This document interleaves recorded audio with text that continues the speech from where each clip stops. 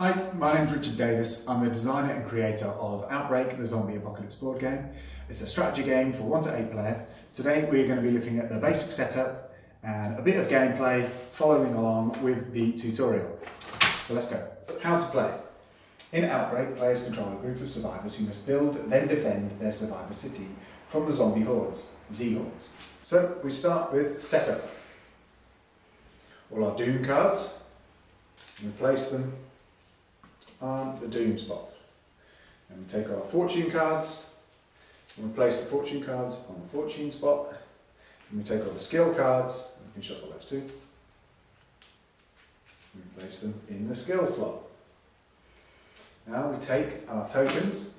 I've got them in this handy tray here.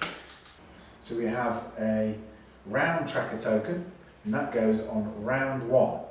Now this is the survivor round tracker.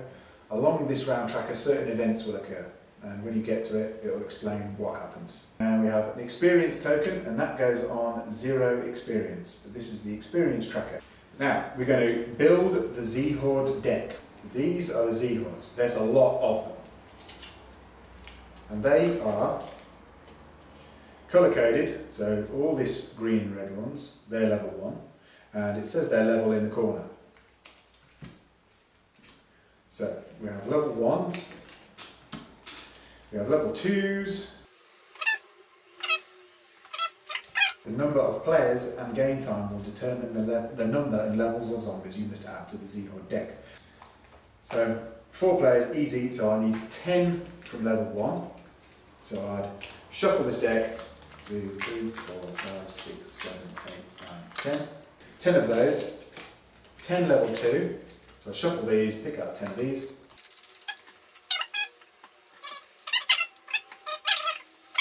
So we would then get all these cards together and we give them a good shuffle. And this would be our playing deck. Anyway, we give these a good shuffle. We put those there in the Z-Horde deck pile there. Final encounters here. Now, because I'm playing an easy game, there isn't actually a final encounter in an easy game. But I'm just going to show it you now so you can understand what to do when you need to add them. So what I do is there's level 1 final encounters and level 2 final encounters, which as you can imagine are much harder. Say I would select all the level 1 final encounters, I'd shuffle them, then I would take one out, and I would take my deck that I've built, I would select the last 8 cards in that deck, and I'll take my final encounter without looking at it, but there you go, you can look at it, and I'll shuffle it in to the last 8 cards, and then I'll put that on the bottom of my deck. Now we're going to place our main base. So here we have settlements, a whole big stack of settlements, and this is the main base. There's 2 different pictures of the main base, so you can choose which main base you like the look of. And then each different settlement has got different abilities and access to different skills. Anywhere within the blue border of the map, we can place our main base. So we're going to choose this side, so we can see here this blue border. We can place our main base anywhere within there. For this demonstration, I'm going to place it right in the middle. Now we're going to build the survivor city around us. So again, we look at the survivor city table. I've got 1 player. There's going to be 4 survivors that I'm going to be controlling. So I need to pick 8 survivor settlements to start with, and 1 open settlement. So what I do is I'd shuffle these settlements, and I'll draw 8. 1, 2, 4, 5, 6, 7, 8. And I'll choose 1 open. And I'll put the ones I haven't used here in the survivor settlements. Now I turn over my... And here I can see these are the settlements that I've drawn. Now, if you're playing solo, obviously it's up to you to decide where to go. If you're playing as a team, you can all make the decision together. It's an important decision where different settlements go.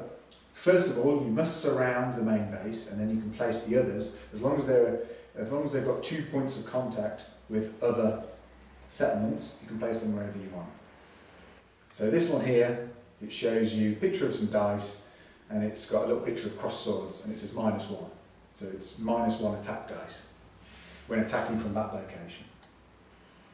So I'm not going to put this, I don't want that to be on the edge, because settlements nearer the edge are going to be ones where I'm probably going to be fighting from. So I'm going to want to keep that in the middle. So already you can see the kind of tactics. The rest I'm just going to place anywhere for the meantime, without looking. Well, I won't put the mountain pass on things.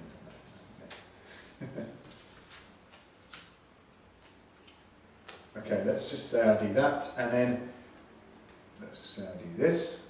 There we go. 1, 2, 3, 4, 5, 6, 7, 8. 8 settlements, and now I place one open settlement, which is a settlement. There will be a settlement on that side, but you place it face down. I'm going to place it there. So that's something that if I manage to get a settler when they appear on the round tracker, I'll be able to move into there and build a new settlement of my choice. The next step is to pick our survivors. And there's 10 characters in Outbreak, so there's loads of choice. A diplomat, a sentinel, commando, mercenary, pilot, soldier, marshal, survivalist, assassin, sharpshooter. And they all have slightly different stats, and they all have a unique skill in the middle. So I said I could do with somebody who's got access. So I'm going to take the pilot, because they've got, their favoured resource is gasoline. And I'm going to take the mercenary, because their favoured resource is explosives. The pilot can move 1, the mercenary can move 2. Up here on the character card, it shows us how many skills they can have in total, how many fortune cards they start with, their movement, their favoured resource, how many in blue, how many resources they can carry total, and how much total health they have. So here we can see that the pilot can carry 5 resources and has 3 health. The mercenary can only carry 3 resources and only has 3 health. But he can move 2 and the pilot can only move 1. Now the pilot has a special skill. The pilot can move to any settlement location but may not move after using this skill. So the pilot's got a helicopter, he can fly around. The mercenary can re-roll any 1 die, and he gets an extra re-roll if he's alone on a hexagon. So we're going to take these 2 characters. Let's give ourselves some more room. So we're going to take the mercenary, and we're going to take the pilot, and we're going to take the commando. Why not? He rolls an extra resource die in attack. And we're going to take the sentinel. He can place a garrison for free every time. So I have got a pilot in pink. I have got a mercenary in blue. I've got a commando in orange. And we've got the sentinel in white. There we go. They all start on the main base. Now, if we're following along with the tutorial, we fill all their health up, and each person starts with 2 of their favoured resource. So this is why it's handy at the start of the game to maybe have somebody who's got a resource that you might not have access to straight away. So the mercenary starts with 2 explosives, the pilot starts with 2 gasoline, the commando starts with 2 ammunition, and the sentinel starts with 2 barricades.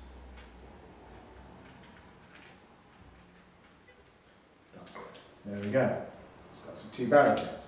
As you can see there, each of my character has got access to a different resource. Now, another step we have to do is we have to take a helpless token. Now, the helpless are innocent people that you need to protect during the game. If a zombie horde overruns a settlement with the helpless on and there's nobody there to defend them, they get killed and you've lost the game. They can move 1 hex around during the opening phase, so they're there to be protected the entire game. The next phase in the tutorial is we're going to add our Z-hordes, and what we do is we surround our city. You can place them randomly as you like. If you don't think you shuffled that well, it can be better to place them randomly. We just simply surround the entire city with zombie hexagons. There we go, put those back there. Now, I like to place all my zombie meeples, which will be drawn. I like to place them around the edge in this red danger zone. You totally don't need to do this, it doesn't mean anything in the game. All the red zone means is that you can't put settlements there. You can build settlements, you can't place the main base outside the blue zone, but you can build settlements outside the blue zone, but not in the red zone.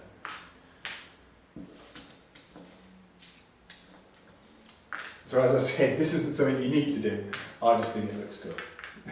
Damn, zombies all around your base. Okay, we've got all our dice here. These are our resource dice, this is what we roll to attack and defend. And we have here the chicken dice. This has got 3 skulls and 3 chickens on it. We'll get to that maybe. We forgot one more step.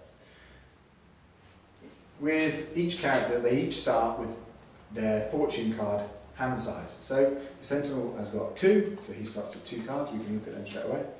I'm going to need some more room. The Mercenary starts with 2. Now we can look at these cards straight away. You can play them straight away. Fortune cards are positive things that can be played at any time during the game. Our board is set up and ready. Our characters are ready. You're ready to start playing the game. Let's follow along with the tutorial. Order of play each round. We have the opening phase, then the survivor phase, then the zombie phase. It's all detailed here as well. Opening phase, survivor phase, zombie phase. It tells you what you can do in each of those turns. We start with the opening phase. The first thing we do is we reveal Doom. There's no Doom because it's the first turn of the game. You only get Doom every time a settlement is overrun. And then you'd have a Doom under here, and then the following round it would get revealed and that negative effect would be applied to the game. We move the round tracker from 0 to 1. We're in round 1. Now we have to reveal Z-Hordes. Now you reveal 1 Z-Horde for each survivor. So I've got to reveal 4 Z-Hordes. So let's just say reveal 1, 2, I can reveal them from anywhere, 3, 4. And we place a meeple on the starting position of each of the revealed Z-Hordes. Now here we have 2 running hordes. Now running hordes, let's go over the anatomy of a zombie horde. The zombie horde has the name and it has the resources required to defeat it. It has a contamination, which is an effect which is applied to the game as soon as they are drawn, and it has a fallout, which is an effect which happens once they're destroyed. So here, this Dread Horde, we can look at the icon sheet, and we can see here, skull rolls cannot be used against the Z-Horde. We'll get to that when we get to it. And here, this running horde, they start in the surge position on their movement tracker, which means this turn they will overrun settlements because they're running. This radioactive horde has no effect, no starting contamination, but its fallout effect is because it's radioactive, you lose health even if you kill it. So, we've revealed 4 zombie hordes. Now we would replenish Z-Hordes here. If there was any empty spaces from defeated Z-Hordes, we would take one from the top of our deck and fill that gap in. Now we move the settlers and the helpless. The helpless are here, they're safe, I'm not going to move them. And if we were on round 3, we would have some settlers. And settlers can build new settlements on open locations, but as it's round 1, there is no settlers. Now we move on to the survivor phase. Survivors can move, build, trade, attack, or request settlement support or search. Move is very simple, move 1, move 2. You can split your movement, you can move 1, attack, and then move. You can build, you can spend experience to build things. You can trade, you can hand off resources to other players. You can attack. Okay, let's take a look at combat in a bit more detail. In this setup here, we've got a rotten horde, level 2, a radioactive horde, level 2, a zombie horde, level 1, and a zombie horde, level 2. Let's say it's the survivors phase, and the pilot here is at this location, and the pilot wants to make an attack against these zombie hordes.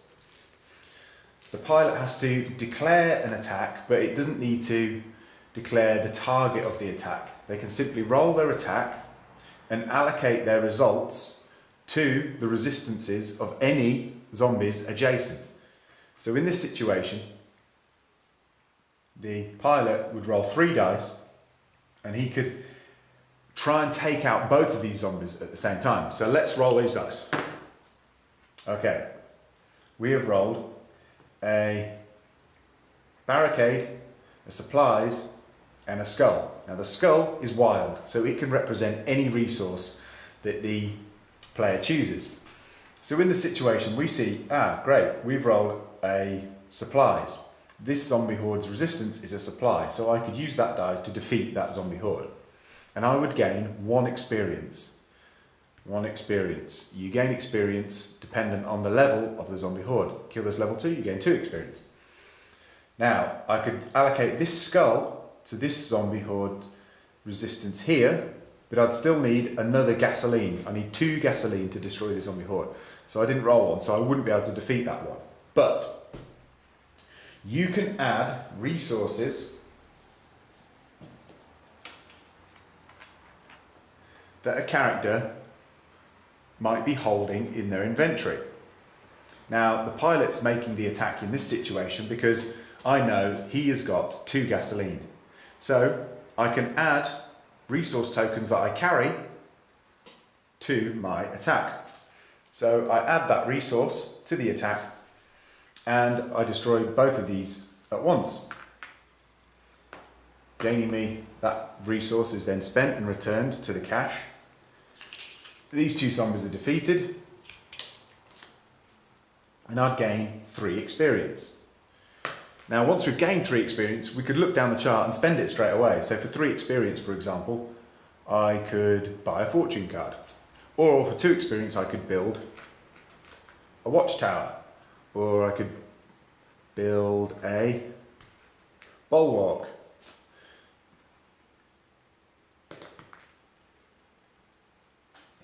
It's the zombie phase and the radioactive horde has already in the previous turn moved to its surge position, which means this turn it will overrun a settlement and zombie hordes move towards the main base via the shortest route. When there's 2 different options for which direction they could move in, the players get to choose. This radioactive horde, we are going to move it to overrun the castle. The sentinel here gets to make a defense roll.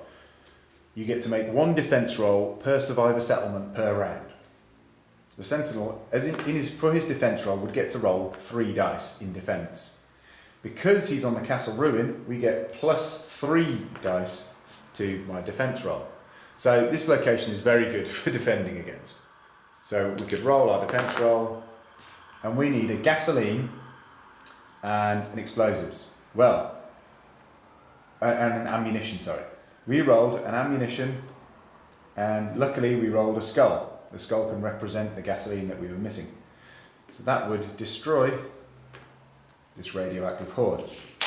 But because of the radioactive horde's fallout effect, the sentinel would lose 1 health. Let's take a look at another example here. In this round, in this survivor phase, the mercenary player has already taken their turn. Their turn is finished. The commando wants to make an attack against this zombie horde. He rolls his dice. Let's say he rolls this result. Now the commando would roll 3 dice in attack, but because he's the commander, he rolls an extra resource die in attack. Let's pretend that this is his roll. He rolls 2 barricades, 1 ammunition, and 1 gasoline. Not good. So all he has got is 1 gasoline to match this 1 gasoline that the zombie horde needs. But when you share a location with any survivors, you get to add their resources to your attack if you choose to. So I could take the 2 explosive resources that the mercenary is carrying and add them to my attack, meaning that I've destroyed this zombie horde. Those resources are spent and they go back to the cache, and this zombie horde would be destroyed and we would gain 3 experience. You can attack or request settlement support, which means you could go to the church, for example, and gain 1 life. Or I could move to the library and gain an experience. Or I could move to the sawmill and pick up 2 barricade resources to put on my character. You can only carry resources up to your resource limit. Or I can search. When you search, what you do is you can search any settlement. You just draw the top card off the fortune card deck, and if it's a schematic, it's a little schematic symbol in the corner, you keep it. If it's not, you just put that card to the bottom of the deck. So let's find a schematics card for you so you can see one. There's not that many schematics, so searching is can be a risky business. This is the schematics icon. If I drew the top card of that deck and it was a schematic, I would get to add it to my character. That's searching. Then it would be the zombie phase. In the zombie phase, they move along their movement tracker, move 1, and the next phase, they would move again, overrunning a location, moving towards the main base. And then they'd get reset back to their starting position. If there is a survivor on a location that's about to be overrun by a zombie, I would get to make a defense roll. And the defense roll is the same as an attack roll, except it's a defense roll. You roll 3 dice and you get to add those resources, allocate those resources to the zombie horde, and if you manage to roll the correct resources, you defeat it. In this case, I haven't, so this zombie horde would overrun this location. I would get pushed back. I could get pushed back to any location adjacent, so I could get pushed back there, there, or there. I would say, right, I'm going to get pushed back to the main base, so I'm with my friend for some backup for the next round. I would then lose 1 health. I should start with 3 health. I would lose 1 health, and I would have to add a doom card to the doom tracker because the location has been overrun. So it can happen on a turn. You can have get overrun multiple times. Every time the doom tracker is full, when if you have to add another card because you get overrun 4 times, for example, every time you can't add a doom card, you lose experience. So say we had 2 experience and I had to add another doom card, I wouldn't be able to, I'd lose 2 experience. But having 3 doom cards on the doom tracker is pretty nasty, because it means at the beginning of the next phase, I'd have to reveal all these nasty effects. And we can look at these effects here, for example. Dread, survivors lose 1 health or 1 resource, so everyone will have to discard a resource or a health. Hysteria, survivors alone on a settlement lose 1 health. So you can already see 2 doom cards, somebody could be nearly dead. Hollow victory, survivors cannot gain experience. This round nobody can gain experience. You can't gain experience to build new things and buy new skills. Let's talk about skills. On each location as well, you can spend experience. You can spend experience at any point. It's not an action to spend experience to learn new skills. Each location in the middle has a little symbol here which shows you what kind of skill you can learn. On the back of the main rulebook is a skill class key which shows you all the strength, dexterity and intelligence-based skills you can learn. So I can see from this icon that here I can learn strength-based skills. So I go, oh, my commando wants to learn a strength-based skill. I'll have to go to the location, spend 4 experience to learn my first skill.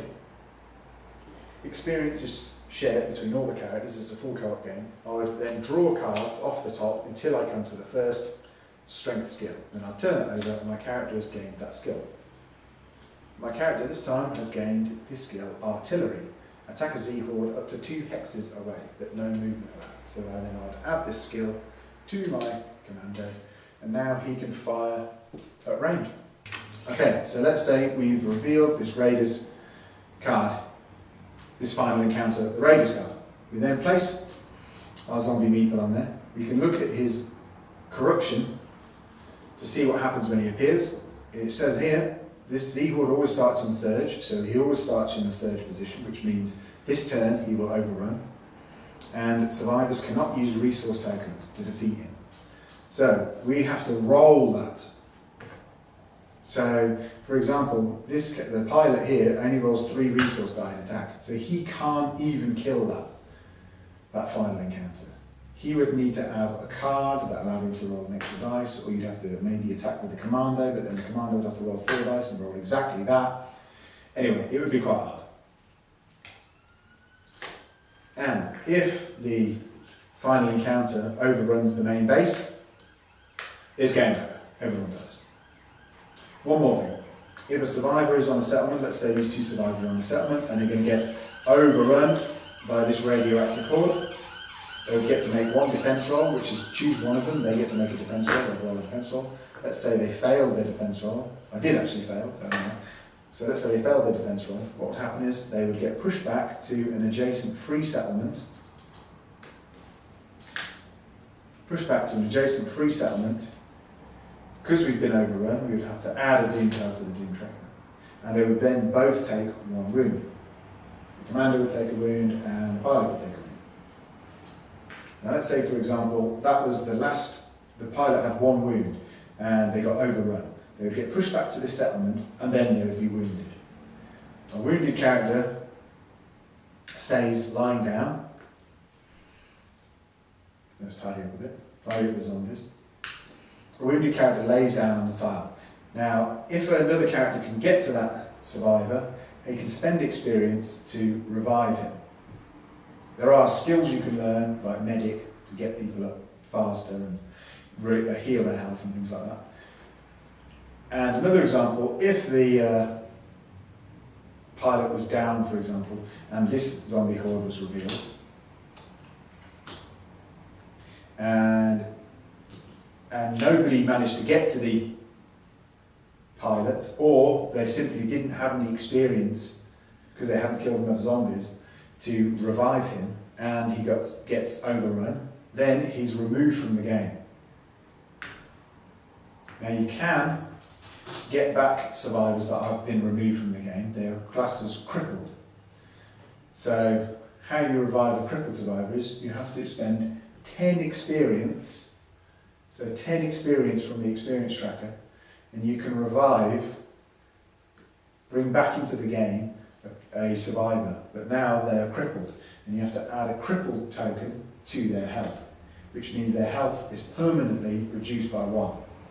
Now this can happen multiple times. Say in a game you got knocked down and overrun again, you could be crippled again. Obviously the pilot can only be crippled twice, because the next time he'll have no health slots left. And that's it for the basics. I hope you enjoy the game.